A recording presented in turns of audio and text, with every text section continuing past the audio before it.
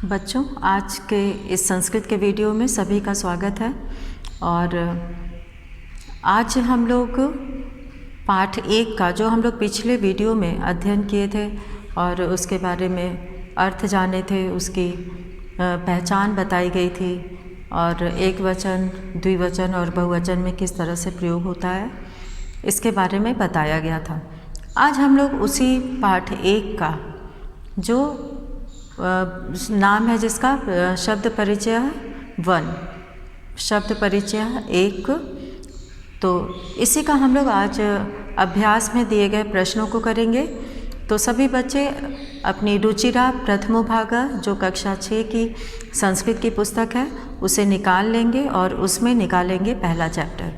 तो पहला पाठ शब्द परिचय 1 और पेज नंबर 3 पर प्रश्न दिया हुआ है, नीचे लिखा है अभ्यासः। तो अभ्यासः के प्रश्नों को हम लोग आज करेंगे। अभ्यासः, इसमें सबसे पहला प्रश्न जो दिया गया है, तो सबसे पहले प्रश्न में लिखा है क, यहाँ पे नंबर डला है क, उच्चारणम कुरुत, उच्चारण करो। तो इसमें जो है सबसे पहला शब्द यहाँ पे दिया है छात्रः। छात्र, छात्र को कहते हैं गजः, घटः, शिक्षकः, मकरः, दीपकः, मयूरः, बिडालः, अश्वः, शुकः, मूषकः, चंद्रः, बालकः, चालकः, गायकः। तो ये उच्चारण करना था इन शब्दों का। और दूसरे प्रश्न में कुछ चित्र बने हुए हैं और इन चित्रों को देखकर पदानि उच्चार्यत, पदों का उच्चारण करना है। पद इसलिए यहाँ पे कहा गया है, यहाँ पे क्योंकि उसमें विभक्ति लगी हुई है और इसलिए वो पद कहलाता है। तो चित्र देखकर पदों का उच्चारण करना है। और इसमें सबसे पहला चित्र है एक किसान का, कृषकः। दूसरा चित्र है वृषभः।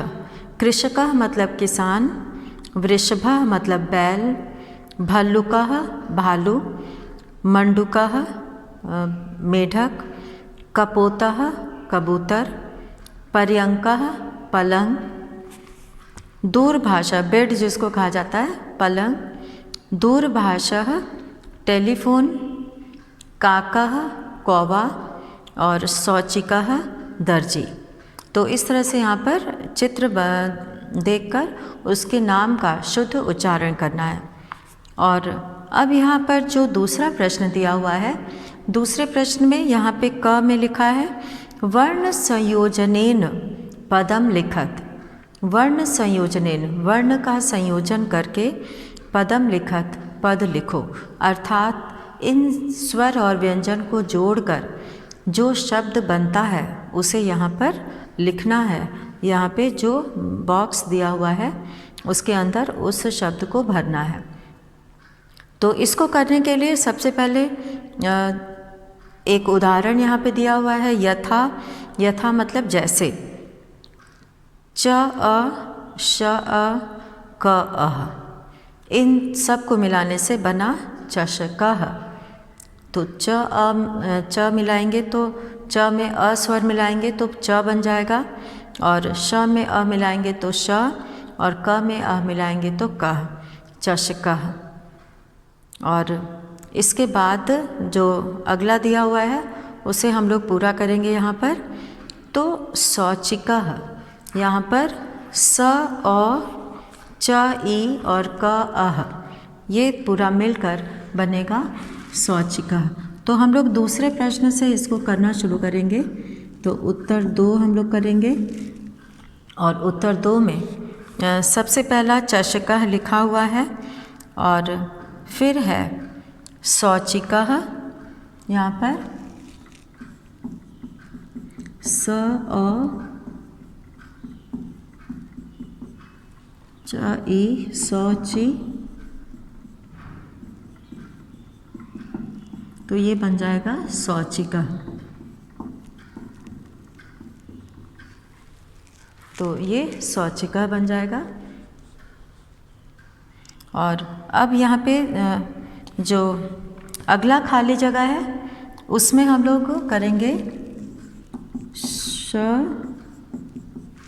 यहाँ पे शु, न अ से न और क अ से क, तो यहाँ पे बन जाएगा शुनकौ।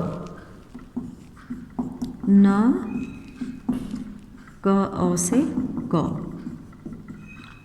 तो यहाँ पे बन जाएगा शुनकौ। शुनकौ, शुनकौ का अर्थ होता है दो कुत्ते। और अब यहाँ पे जो तीसरा खाली जगह दिया हुआ है उसके आगे लिखा है ध, आ और व अ, धा, व त अह, धावतः, धावतः। तो इसको करने के लिए सबसे पहले ध आ, फिर व आ, फिर त आ। तो स्वर में व्यंजन मिलाने से बन जाता है। तो यहाँ पर हम लोग लिखेंगे धावतः। तो इसको मिलाकर शब्द बन जाएगा धावतः। और अब हम लोग इसके बाद करेंगे अगला वृद्धा। वृद्धा में यहाँ पर व री की मात्रा लगेगी, व री द ध आ, ये बन जाएगा वृद्धा। विसर्ग है तो यहाँ पे बहुवचन हो जाएगा वृद्धा। और अब है इसमें दूसरे का अंतिम जो वर्ण विच्छेद दिया हुआ है उसमें दिया है ग आ य अ, ये पुस्तक में लिखा हुआ है न त ह्रस्व ई, तो बन जाएगा यहाँ पर गायंती। तो यहाँ पे गायंती बन जाएगा। और अब है आगे पदानाम वर्ण विच्छेदम प्रदर्शयत। पदानाम, पदों का वर्ण विच्छेदम प्रदर्शयत, वर्ण विच्छेद प्रदर्शित करिए, दिखाइए। यथा, यथा का अर्थ होता है जैसे। लघु, लघु का यहाँ पे वर्ण विच्छेद करके दिखाया गया है। और लघु में यहाँ पर ल अ और घ ओ, लघु।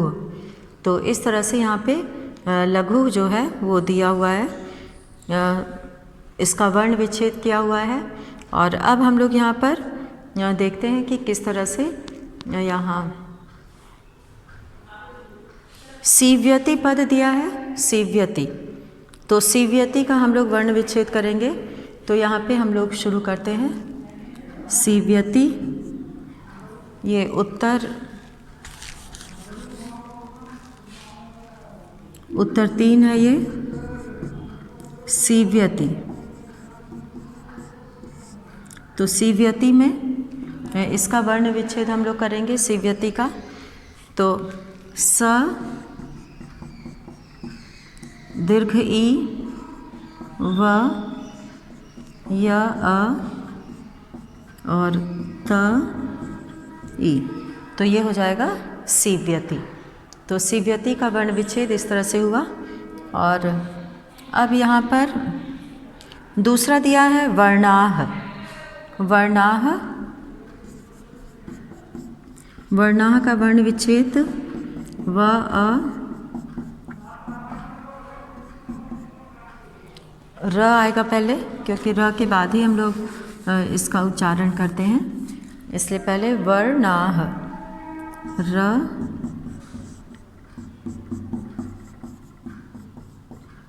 ये हो जाएगा वर्ण विच्छेद वर्णाह।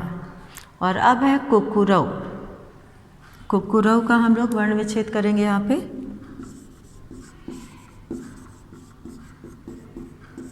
कुक्कुरौ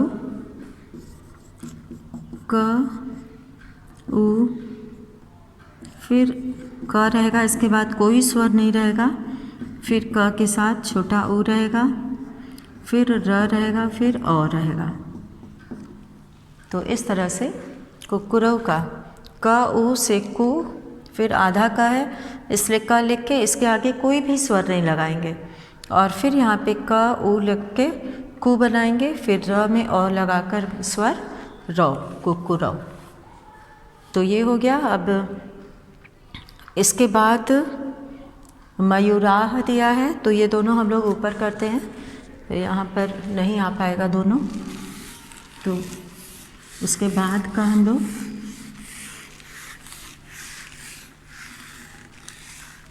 इसके ऊपर लिखते हैं।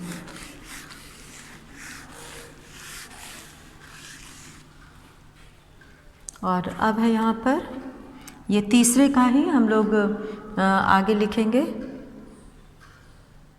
मयूराह। तो मयूराह जो है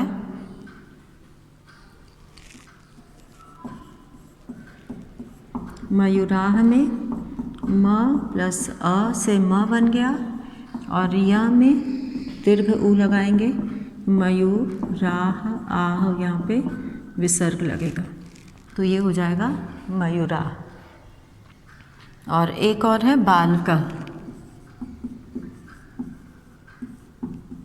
बालका का वर्ण विच्छेद, जब भी वर्ण विच्छेद करते हैं तो एक एक व्यंजन और स्वर को अलग करना चाहिए, तो उससे कोई भी छूटता नहीं है और सभी पूरा हो जाता है। तो बालका का करेंगे ब आ ल अ क आ। ब आ से बा, ल अ से ल, क अ से कह। तो बालकः, पहले बा का करेंगे, फिर ल का करेंगे, फिर कह का करेंगे। तो इस तरह से अलग अलग करने से ये अलग अलग सही ढंग से वर्ण विच्छेद हो जाता है। और अब जो यहाँ पर है प्रश्न 3, तो प्रश्न 3 में हम लोग उदाहरणम दृष्ट्वा रिक्त स्थानानि पूरयत, उदाहरण देखकर खाली जगह भरो। तो यथा, यथा का अर्थ होता है जैसे, चषकः, चषकौ, चषकाः। तो दूसरा खाली जगह है, इसमें द्विवचन लिखा है, बलिवर्दौ, बलिवर्दौ खाली लिखा हुआ है, तो इसमें एक वचन में हो जाएगा बलिवर्दः और बहुवचन में हो जाएगा बलिवर्दाः। तो चषकः, चषकौ, चषकाः है, तो यहाँ पे बलिवर्दः हो जाएगा। तो उसमें अंतिम अ है विसर्ग के साथ, तो यहाँ भी अंतिम अ रहेगा विसर्ग के साथ, बलिवर्दः, बलिवर्दौ और बलिवर्दाः बहुवचन में हो जाएगा। तो यहाँ पर हम लोग खाली जगह भरेंगे प्रश्न 3 का। तो उत्तर 3 हम लोग यहाँ पे करेंगे, और एक वचन, द्विवचन और बहुवचन में जो पहला है वो एक वचन का है, जो दूसरा है वो द्विवचन का है, और जो तीसरा है वो बहुवचन का है। तो इस तरह से हम लोग खाली जगह को भरेंगे। तो यहाँ पर चषकः, ये पहले से लिखा हुआ है यहाँ पर, तो चषकः, चषकौ, चषकाः। तो दूसरा यहाँ पे बलिवर्दौ लिखा हुआ है, तो बलिवर्दः, बलिवर्दः, बलिवर्दौ, बलिवर्दाः, ये पहले से लिखा हुआ है, तो हम लोग खाली जगह में बलिवर्दाः, यहाँ पर बलिवर्दाः हो जाएगा। तो इसमें जो है हम लोग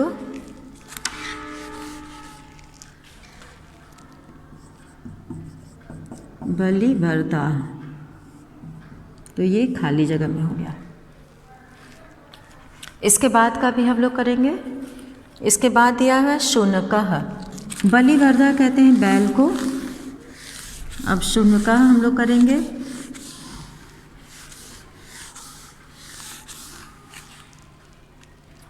शुनकः, तो शुनकः पहले से लिखा हुआ है और इसमें हमें एक द्विवचन और बहुवचन भरना है। तो द्विवचन और बहुवचन भरने के लिए यहाँ पर चषका को थोड़ा सा और ऊपर कर देते हैं।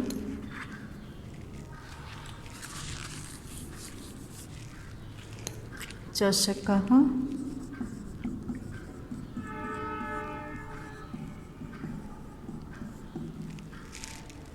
चषका। शुनकः अब हम लोग यहाँ पर लिखेंगे शुनकौ, ये प्रथमा विभक्ति का ही है। शुनकाः, शुनकः, शुनकौ, शुनकाः। और अब है मृगाः, जो बहुवचन में लिखा हुआ है। बहुवचन में मृगाः लिखा हुआ है, तो एक वचन और द्विवचन लिखना है। तो यहाँ पर हो जाएगा मृगः, यहाँ पे हो जाएगा मृगौ। तो ये हम लोग को खाली जगह में भरना है। और अब इसके बाद है शौचिकौ। शौचिकौ पहले से लिखा है, शौचिकौ। तो यहाँ पे शौचिकः,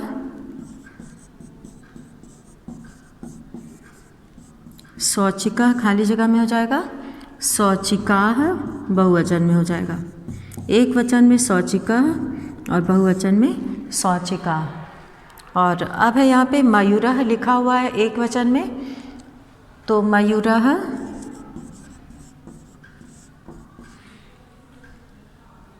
मयूरौ, मयूराः।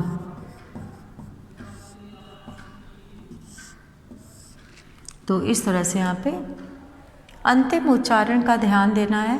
जैसे कि इसमें अंतिम में क है, तो क प्लस अ विसर्ग है। तो बलिवर्धक में अंत में द है, तो द में अ प्लस विसर्ग हो जाएगा। तो बलिवर्धक चषकाः, ये रूप बनेगा। अब क्वेश्चन नंबर 3 हो गया है। अब हम लोग चौथा प्रश्न यहाँ पर देखेंगे। और चौथे प्रश्न में चित्राणि दृष्ट्वा, चित्र देखकर, संस्कृत पदानि लिखत, संस्कृत पद लिखना है। तो यहाँ पे चित्र बना हुआ है और उसके नीचे खाली जगह बनी हुई है और वहाँ पर इसका उत्तर लिखना है। तो यहाँ हम लोग शुरू करते हैं उत्तर 4 का। तो जैसे जैसे चित्र बना है वैसे वैसे हम लोग वहाँ पर लिखेंगे।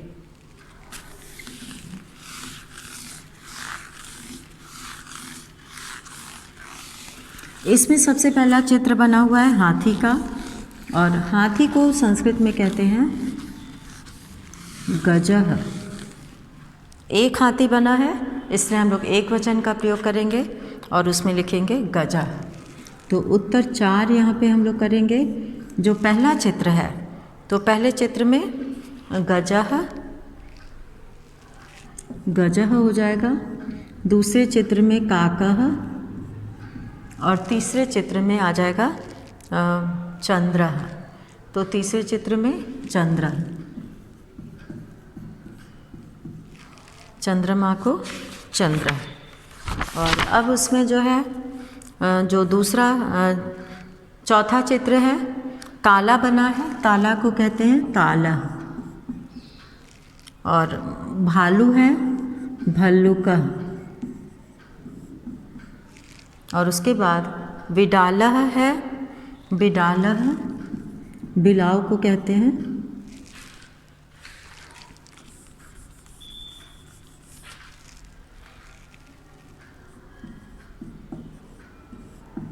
बिडालः। तो इस तरह से ये पूरे 6 चित्र हैं।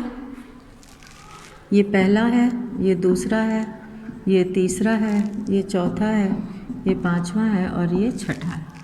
तो इस तरह से ये पूरे 6 चित्र हैं।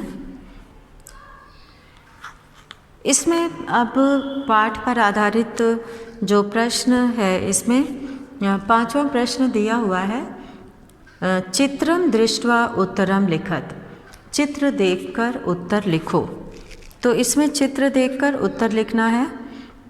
तो इसमें सबसे पहला चित्र बना है जिसमें कि एक बालक जो है वो पढ़ रहा है, उसके हाथ में एक किताब है और वो उसको पढ़ रहा है। तो चित्रम दृष्ट्वा उत्तरम लिखत। और एक उदाहरण दिया गया है, यथा बालकः किम करोति, तो बालकः पठति, यहाँ पे उत्तर दिया हुआ है। और दूसरा प्रश्न है, अश्वौ किम कुरुतः, अश्वौ किम कुरुतः, तो यहाँ पर उत्तर 5 में कि क में नंबर नहीं डला है, लेकिन यहाँ हम लोग नंबर डाल लेते हैं। यहाँ पर प्रश्न है, पहला हम लोग का जो खाली जगह है उसका हम लोग करेंगे, तो 1 नंबर डालते हैं।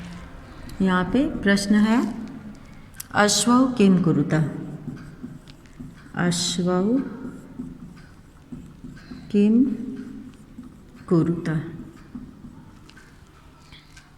तो यहाँ पर जो प्रश्न दिया है तो उसमें हो जाएगा अश्वौ धावतः, किम कुरुतः, अश्वौ धावतः। 2 घोड़े हैं इसलिए धावतः हो जाएगा। और दूसरा है, कुक्कुराः किम कुर्वन्ति, कुक्कुराः बुक्कन्ति, कुक्कुराः बुक्कन्ति। और अब है यहाँ पे अगला प्रश्न, छात्रौ किम कुरुतः, 2 छात्र क्या कर रहे हैं, तो छात्रौ गायतः। कृषकः किम करोति, कृषकः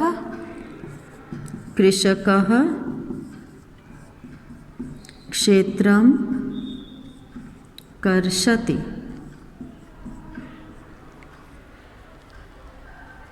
किसान खेत जोत रहा है। और अब है 2 हाथी चल रहे हैं, तो गजौ किम कुरुतः, 2 हाथी क्या कर रहे हैं, तो गजौ चलतः, गजौ चलतः। तो इस तरह से यहाँ पर 2 हाथी चल रहे हैं। अब प्रश्न 6 है, पदानि संयोज्य वाक्यानि रचयत, पदों को जोड़कर वाक्य बनाओ। तो यहाँ पे प्रश्न 6 है, पदों को जोड़कर वाक्य बनाओ। तो ये सभी ने लिख लिया होगा। तो इसमें जो है पूरे 5 वाक्य बनेंगे। तो हम लोग प्रश्न 6 करते हैं और वाक्य बनाते हैं इसमें।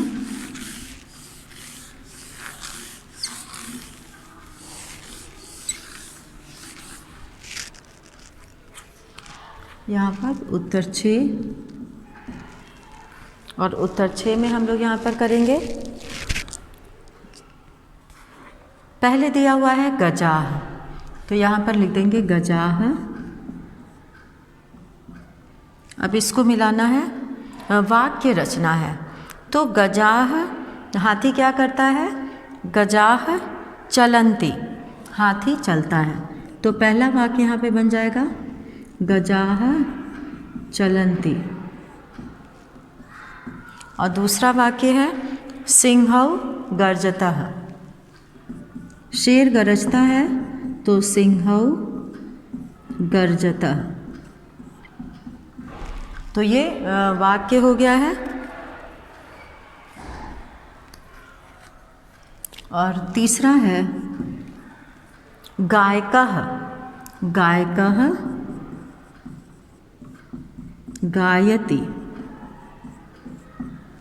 और चौथा है बालकौ, 2 लड़के क्या कर रहे हैं, पठतः। द्विवचन की क्रिया हम लोग लेंगे इसमें, बालकौ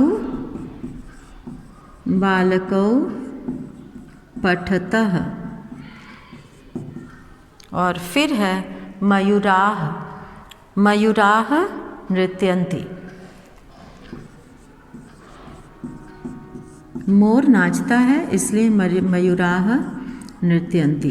तो ये वाक्य बन गया। दोनों में से एक एक शब्द लेकर हम लोगों ने वाक्य रचना की। और अब हम लोग यहाँ पर करेंगे क्वेश्चन नंबर 7, और इसमें विकल्प में दिया हुआ है, विकल्प में प्रश्न दिया हुआ है, और उसमें से हम लोग यहाँ पर प्रश्नों का उत्तर लिखेंगे, जिसमें से कि 7वें प्रश्न में यहाँ पे लिखा हुआ है मंजूषातः पदम चित्वा, मंजूषा से पद चुनकर रिक्त स्थानानि पूरयत, खाली जगह भरो। तो इसमें देखना है कि कर्ता कौन सी क्रिया करता है और उसी के अनुसार हम इसमें भरेंगे।